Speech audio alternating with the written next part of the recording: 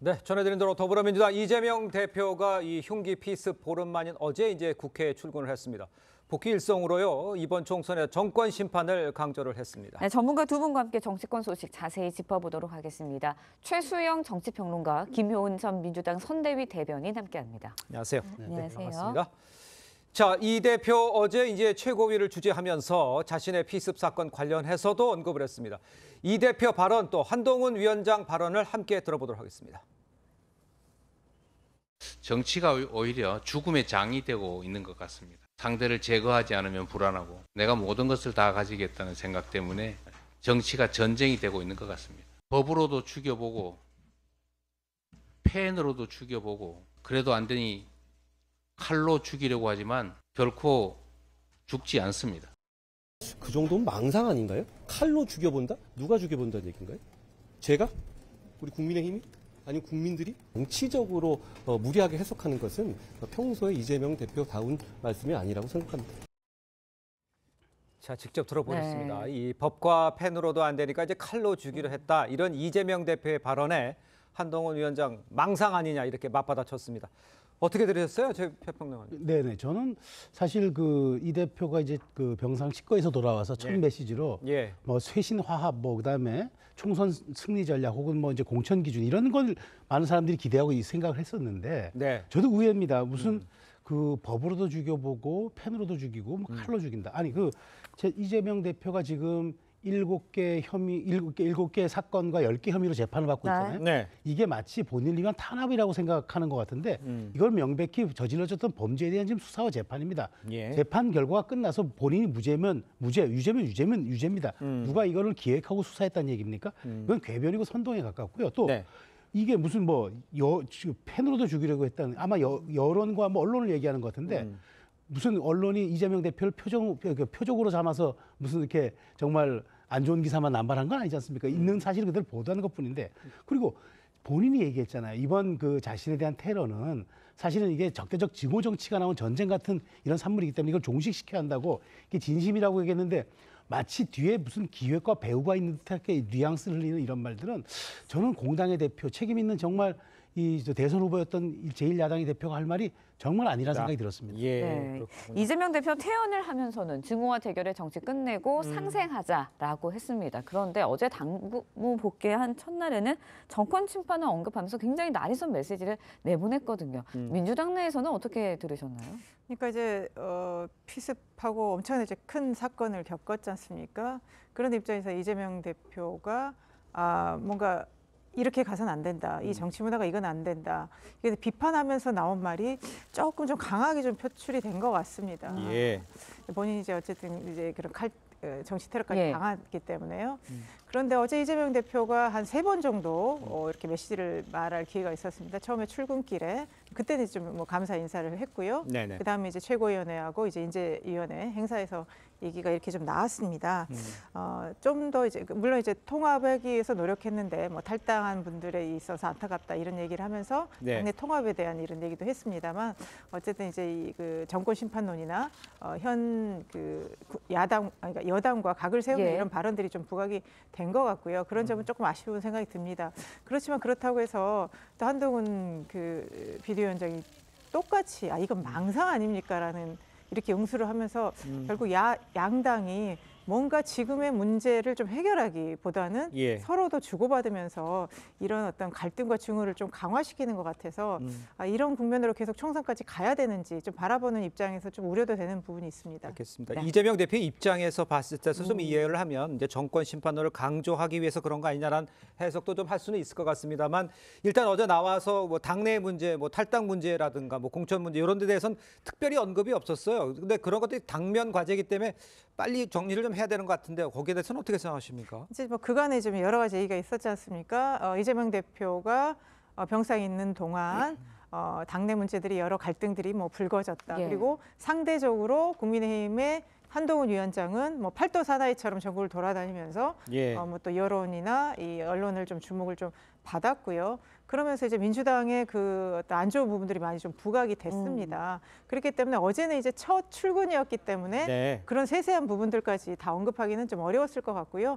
차차 이재명 대표가 이제 산적한 현안이라고 일컬어지는 이런 문제들을 하나하나 이렇게 해결하면서 본인이 어떤 메시지나 대책 이런 것들을 낼 것으로 보여집니다. 알겠습니다. 네, 앞으로의 메시지 또 기대가 되는데 예. 혐오와 대립의 극단적 정치를 끝내자고는 하지만 여야 모두 이제 상대방을 너무 공격하는 거 아닌가라는 생각도 들었거든요. 어떻게 평가하시나요? 그렇습니다. 그러니까 이런 걸 두고 우리가 적대적 공생관계라고 얘기하죠. 그러니까 서로가 서로를 말하자면 공격하고 비난하지만 실제로 거기에 대한 반사이익을 다 얻으면서 예. 강성 지지 네. 결집해서 이제 총선까지 나가자는 건데 저는 이제 지금 양당 모두 마찬가지입니다. 한동훈 비대위가 들어선 이래 저 이번 선거라는 게 이제 뭐 여러 가지 선거가 세 가지 요소가 있지 않습니까? 네. 구도가 있고 인물이 있고 이슈가 있다 그러면은 이제 구도라는 거는 어느 정도 정해진 상황이니까 인물과 이슈로서 선거를 치러야 되겠다고 해야 되는데 네. 서로의 말꼬리를 잡는다든가 서로의 강성 지지층에 대한 발언을 향해서 서로의 편승 전략을 쓰면서 함께 가는 건 이거는 총선을 지금 80여일 남은 상황에서도 온당한 그 말하자면 전략도 아닐 뿐더러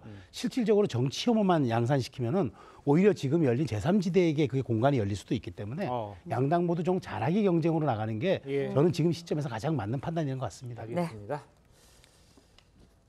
네. 자, 이 대표가 복귀한 어제 민주당은 최고위에서 이 경찰이 비공개하기로 결정한 이 대표 습격 피해자의 실명과 얼굴을 공개해서 지금 논란이 일고 있습니다. 서영교 최고위원 발언을 먼저 한번 들어보시죠. 예. 이 사람 김입니다. 얼굴 수없이 많은 얼굴 있어요. 국힘당 당원일 때부터 온갖 글들을 썼어요. 문재인이 망가뜨린 한국을 살려내려 고뇌하는 윤석열 추종자인 것 같아요. 왜 경찰이 공개를 못했는지 이런 것들이 만천하의 세상에 제보로 들어올 것을 두려워해서라고 생각하는데요. 그 윗선이 누가 있었을까요? 네, 경찰이 이제 비공개로 결정한 사안이었는데 민주당 지도부가 직접 최고위에서 공개한 상황입니다. 외신이 공개했기 때문에 문제가 안 된다라는 입장이라는 것 같은데 어떻게 보시나요? 그러니까 이제 민주당이 지난주부터 계속 그 경찰 수사 과정에 대해서 문제 제기를 했죠, 구체적으로. 예. 왜 이렇게 그러니까 이 사람이 뭐 증오로 인해서 예. 테러를 했다고는 하지만 과연 진짜 동기가 무엇이었는지 그리고 이걸 어떻게 했는지 주변에 조력자가 있었는지 이 과정들이 뭔가 좀 미심쩍다라는 게 이제 민주당 입장 아니었습니까? 그리고 왜 경찰은 이거를 뭔가 서둘러 이렇게 끝내려고 하는가? 그리고 처음에 이재명 대표의 그 상처와 관련해서 국무총리실도 잘못된 정보를 제공한 거 아닌가 하면서 뭔가 이 사안에 대해서 뚜렷하지 않다. 네. 뭔가 배후가 있는 건 아닌가 그런 문제들을 했기 때문에 그러면 그 범인의 오히려 신상을 공개하는 것이 이 진실을 밝히는 데 도움이 된다고 생각을 한 것 같습니다. 이미 네. 외국 언론에서 공개를 했기 때문에요. 그런데 이제 어쨌든 이 논란 자체가 그러면 국민들이 볼 때 이렇게 해서 그러면 뭔가 미심쩍었기 때문에 진실이 밝혀지는 것으로 가는 것인가 예. 아니면 이것이 또 다른 정쟁의 하나의 원인이 되는 것인가 이런 부분에 있어서 국민들은 좀 더 의문을 가질 수밖에 없는 상황인데요. 일단 어제 최고위원회에서 저걸 공개했기 때문에 예. 앞으로 이 부분에 대해서는 명확하게 다시 밝혀라 하고 민주당 입장에서는 주장을 할 수밖에 없는 그런 상황입니다. 알겠습니다. 근데 이제 객관적으로 봤을 때 저 네. 지금 녹취에는 그 내용이 안 들어 있습니다만 저 뒷말에 보면요. 서영교 의원이 피의자 김 씨가 언론사에 얼른 글을 제보받았다면서 내용을 공개를 했잖아요. 근데 글쓴이가 이 피의자와 동일한 사람인지 확인하지 못했다. 이렇게 본인이 직접 언급을 해요. 그러니까 동일인 여부 등을 좀 더 확인해보고 그리고 공개했었어야지 자기가 그걸 확인해보지 않았는데 이렇게 얘기하면서까지 저렇게 얘기하는 게 좀 문제가 있어 보이긴 합니다. 그렇습니다. 저는 사실 저게 공당이 갖고 있는 그 위력, 그다음에 공당이 갖고 있는 권한의 숨은 폭력이라고 생각합니다. 이게 네. 확인이 되지 않았어요. 물론 예. 뭐 지금 뉴욕타임스가 공개하고 제보 왔다 그러는데 이 글쓴이와 지금 피의자가 동일인인지 이게 그렇게 전혀 확인되지 확인이 않은 않았어요. 이야기를 예. 마치 확인된 것처럼 얘기해서 저렇게 판넬까지 준비해가지고 저렇게 공개하는 거는 네. 저거는 사실은 그 공당이 사실은 그 우리가 우리가 국민으로부터 위임받은 권력을 예. 저건 오남용하고 있는 거죠. 그러니까 저런 측면에서 저는 지금 서영교 최고위원의 저런 행태들이 이 사건을 본질을 보기보다는 오히려 이 사건을 총선 전략에 계속 활용하려는 듯한 그런 의도를 보이고 있어서 이건 민주당 지도부가 먼저 좀 제어하고 먼저 여기에 대해서 좀 속도 조절을 해야 되는데 이런 식으로 마치 지금 부산 민심이 지금 이반된 거를 너무 이렇게 다른 것으로 포장하려는 듯한 모습들은 저는 소탐 대실에 가깝다고 생각합니다. 알겠습니다. 또 이뿐만이 아니라 이 대표가 이제 복귀하면서요. 피스 사건 여파로 이어지는 모습입니다. 민주당 경찰의 사건을 축소하고 있다 이렇게 의혹을 제기하고 있는 상황에 또 권익위가 이 헬기 이송 특혜 여부 조사에 착수한 것도 지금 반발을 하고 있어요. 글쎄요, 이게 좀 이 문제가 좀 더 이제 퍼져가는 상황. 요거는 어떻게 이해를 하면 좋겠습니까? 그러니까 저는 제가 좀 전에 말씀드린 바와 같이 민주당이 무언가 지금 부산의 민심 위반, 본인들이 부산을 말하자면은 그 정청래 최고위원이 와, 잘하는 곳으로 가야 되겠다. 그 말 한마디에 부산이 그냥 의료 열등지역이 돼버리지 않았습니까? 네. 그런 것에 대한 민심 위반들이 있으니까 무언가 이 사건의 프레이밍을 다시 재점화시켜가지고 이거를 뭔가 의도가 있고 정부 공권력이 개입한 것처럼 이렇게 자꾸 여론을 몰아가가지고 총선까지 좀 끌고 가려는 그런 의도가 있는 것 같은데 예. 제가 다시 한번 말씀드리지만 지금은 정책과 비전을 놓고 경쟁해야지 지나간 사건을 가지고 이재명 대표도 이 사건은 적대적 증오 정치가 나온 것이라고 이미 규정을 했는데 네. 이걸 가지고 자꾸 이렇게 문제를 확산시키는 거는 저는 또 다른 의도가 숨어 있기 때문에 예. 이런 부분은 국민으로부터 저는 온당한 평가를 받지 못할 것 알겠습니다. 같습니다. 네, 이재명 대표의 총선 거취 이야기도 좀 해보도록 예. 하겠습니다. 이 대표의 지역구 계양을에 인천 계양을에 원희룡 전 장관이 출사표를 던졌습니다. 그래서 두 사람의 맞대결 성사되는지 여기에 관심이 쏠리고 있는데 또 일각에서는 이 대표가 비례대표로 출마를 할 수도 있다. 이 지역에 부출마를 할 수도 있다라는 이야기도 있거든요. 가능성이 있는 이야기입니까? 그러니까 이제 이재명 대표의 뭐 지역구 출마 문제, 그 다른 선택의 문제에 대해서는 그 이후로 뭐 이재명 대표나 당에서 명확하게 어떤 다른 입장을 밝힌 적은 없습니다. 이제 원희룡 장관이 이제 최근 엊그저께 인천에 가서 이제 여기에 출마하겠다는 네. 입장을 표명을 했는데요. 맨 처음에 거기에 출마 가능성에 대해서 아마 원희룡 전 장관이 한 달 전쯤 얘기를 했었죠. 예. 그러면서 그러면 이재명 대표가 지역구에 나와서 맞서서 싸울 예. 것인가 아니면 뭐 비례대표를 할 것인가 그런 얘기는 나왔습니다만 예. 그 이후로는 다른 얘기가 없었고 이번에 이제 이렇게 얘기가 나왔습니다. 그런데 어쨌든 이재명 대표는 지역구를 갖고 있는 국회의원이고 이번에 이제 검증 과정에서도 적격 심사를 받은 상황입니다. 그렇기 때문에 지역구 국회의원은 네. 당연하게 자기 지역구에 도전하거나 아니면 아주 특이하게 뭐 불출마하거나 그러는 경우가 있기 때문에 아직은 예. 거취를 밝히지 않은 상태에서 마치 이제 국민의힘은 원희룡 우리 대단한 사람이 가니까 뭐 이재명 당대표가 이거에 뭐 위축이 되어서 다른 선택을 하지 않겠냐 이렇게 지금 계속 흘리고 있는 것 같습니다만 아마 이재명 대표의 지역구 출마 이런 부분은 크게 뭐 변함이 없는 것 같고요. 아마 불출마 가능성은 극히 적지 않을까 저는 그렇게 개인적으로 예상해 봅니다. 그러니까 출마를 안 하는 가능성은 없다 이렇게 보시는 건가요? 예, 저는 작게 보고 있습니다. 알겠습니다. 네. 자, 다음으로 여당 소식도 짚어보죠. 한동훈 비대위원장이요. 민주당 이재명 대표 대항마로 원희룡 전 장관을 띄운 데 이어서 정청래 최고위원 지역구에 김경률 비대위원이 출마할 예정이라 이렇게 발표를 했습니다. 그 모습 먼저 보고 이야기를 이어가겠습니다. 개딸 전체주의, 운동권의 특권 정치, 이재명 개인 사당으로 변질된 안타까운 지금의 민주당을 상징하는 얼굴이 바로 정청래 의원입니다. 자주 섞인 말씀을 하시는 분들이 많습니다. 어쩔 수 없다고 합니다. 어쩔 수 없지 않습니다. 왜냐하면 우리 국민의힘의 후보로서 김경률이 나서겠다고 하고 있기 때문입니다.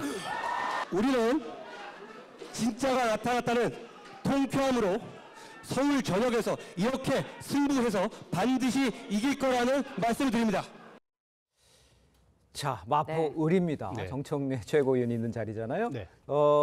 의미, 그다음에 가능성, 성공 가능성 이걸 어떻게 평가하십니까? 저는 이 김경률 회계사가 우리가 이제 보면은 인재 영입을 하는 과정이 있지 않습니까? 네. 이게 세 가지 유형이 있는데 첫 번째가 이제 말하자면은 그 약점 보강형입니다. 그러니까 그 현재 국민의힘이 갖지 못하는 약점들을 보완하는 일종의 진보나 중도를 스윙할 수 있는 사람을 끌어오는 것. 예. 두 번째가 이제 저격수형입니다. 어느 맞춤형 타겟으로 해가지고 그쪽 지역에 이제 꽂음으로써 무력화시킴으로써 상징성을 갖는 거든. 세 번째가 명망가형을 주로 영입하는데 예. 김경률 회사가 이 세 가지에 다 부합되는 분이에요. 진보 진영에 있다가 넘어왔던 분이죠. 그렇습니다. 그다음에 말하자면 그 회계 전문성을 가지고 이제 시민단체에서 활동하면서 문재인 정부의 내로남불을 정확하게 저격했던 분이죠. 세 번째가 그런 노출 빈도로 인해서 많은 말하자면 지금 인지도가 있는 분입니다. 예. 그러니까 세 가지 갖춘 분이 민주당의 말하자면 개딸 전체주의를 상징한다는 한동훈 의원 얘기처럼 586을 상징하는 정청래 의원과 맞붙는다면 이건 서울 지역에서 굉장히 상징성 있는 지역구이다가 만일 여기서 김경률 회사가 이긴다 그러면은 한동훈 위원장이 얘기한 정치개혁과 세대교체 두 가지를 동시에 이룰 수 있는 그런 빅카드가 되기 때문에 예. 이 상징성이 있는 말하자면 한동훈 위원장이 김경률 김경률 회계사를 소개함으로써 저는 이번 총선 전략의 일단을 드러냈고 이것으로 끌고 나가겠다는 한동훈 위원장의 어떤 속셈이 여기에 담겨 있다. 저는 이렇게 생각이 됩니다. 그렇군요. 네, 상징성을 이야기해 주셨는데 마포을 정청래 의원이 3선을 한 지역입니다. 야권 강세 지역으로 꼽히고 있는데 이번에는 어떻게 보세요? 쉽게 이길 수 있다고 보시나요? 그러니까 지금 이제 최근에 한동훈 비대위원장이 오면서 굉장히 이벤트식 정치를 보여주고 있거든요. 저는 원희룡 장관을 또 앞세워서 인천에 가서 또 네. 깜짝 선언하게 하고 또 마포에 가서 깜짝 선언하게 하겠습니다. 당협위원장을 앞에 둔 상태에서 당내 행사에서 이 사람이 있습니다라고 얘기하면 이 사람이 나가겠다는 뜻이지 않습니까? 그래서 주목을 끈 건 또 성공했죠. 예. 근데 이런 식의 이벤트식 정치라는 것이 과연 한동훈표 새로운 정치냐 하는 것에 대해서 저는 의문을 좀 갖고 있고요. 예. 그리고 지역이라는 게 그 지역위원장이나 국회의원이 어떤 뭐 사회적으로 논란이 있든 어떻든 간에 한 지역에서 한 당이 뭐 3선 정도 하면 그 지역의 조직력이 굉장히 탄탄합니다. 탄탄하기 때문에 예. 그 조직력의 차이가 있는 상태에서 새로운 사람이 와서 아주 짧은 시간에 바람을 일으킨다는 건 상당히 쉽지 않습니다. 그래서 김경률 회계사가 정말 이 민주당 전체를 심판한다. 이 구도로 확실하게 총선 그 구도가 짜여지지 않은 이상 이거는 본인의 명망이나 이런 것들을 통해서 이기기는 그렇게 쉽지 않은 그런 저는 지역이라고 생각합니다. 알겠습니다. 네. 뭐 승패를 떠나서 일단 뭐 김여운 전 대변인께서 지적해 주신 분이 그 당협위원장이 있는 상태에서 지금 김경률 회계사를 얘기했다 이 얘기를 강조하신 것 같아요. 그러니까 이제 시스템 공천 얘기를 지금 언급 안 할 수가 없는데 이 부분이 좀 논란이 될 가능성은 있습니까? 어떻게 봐야 됩니까? 그래서 이제 바로 한동훈 위원장이 이제 백브리핑에서 네. 결정된 게 없고 공간의 룰에 따를 것이고 다만 여기에 이제 그렇게 이제 희망을 쏘아올린 그런 분이다라는 식의 이제 얘기를 했어요. 그렇기 예. 때문에 저는 이제 물론 이제 이게 한동훈 위원장이 사실상 지금 당 대표이기 때문에 예. 당 대표가 언급한 사람이 나중에 혹시 공간에서 뭐 좀 가점을 받는 게 아니냐 하지만 한동훈 위원장 김경률 회계사는 정치 신인이잖아요. 네네. 신인 가점이 있습니다. 아마 그런 룰에 따른 좀 말하자면 신인 혜택을 받을 뿐이지 네. 실질적으로 이 지금 당이 정한 공천 룰을 어떻게 비대위원장이 좌지우지하겠습니까? 다만 이런 것에 대해서 국민의힘 당원이라든가 지금 서울 지역 같은 경우는 이제 여론조사 80에 당원 투표 20이거든요. 네. 강남 3구를 제외하고는. 그러면 거기에서 김경률 회계사가 과연 이길 수 있는 그런 사람인가에 따라서 여론이 반영돼서 선출되면 그뿐이지 이거를 인위적으로 개입한다? 저는 쉽지 않을 거라고 봐요. 그래서 저는 룰을 거쳐서 그 경선 과정을 거쳐서 김경률 회사가 되든 안 되든 그 과정으로 갈 거라고 봅니다. 알겠습니다. 네, 공관위의 공천룰 발표를 앞두고 어제 한동훈 위원장 4선 이상의 중진들과 회동을 가졌습니다. 뭐 면전에서 여기 공천 룰에 대한 반발이 나오지는 않은 것으로 전해졌는데 중진 의원들의 당내 분위기 어떤지도 궁금하거든요.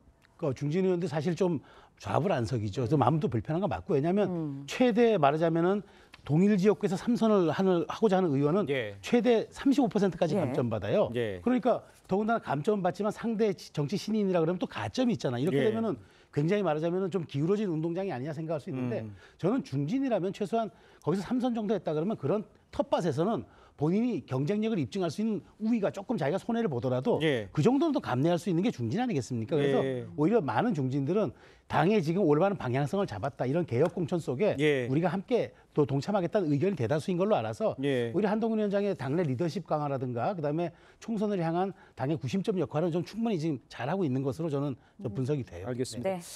자, 그런데 이제 지난 총선에서도 이제 미래통합당 절반 가까운 현역 의원 컷오프했지만 이 불공정 공천 논란에 패배하지 않았습니까? 제3지대 이탈자를 최소화하는 것도 이제 문제일 텐데 이 부분에는 어떻게 밖에서 보십니까?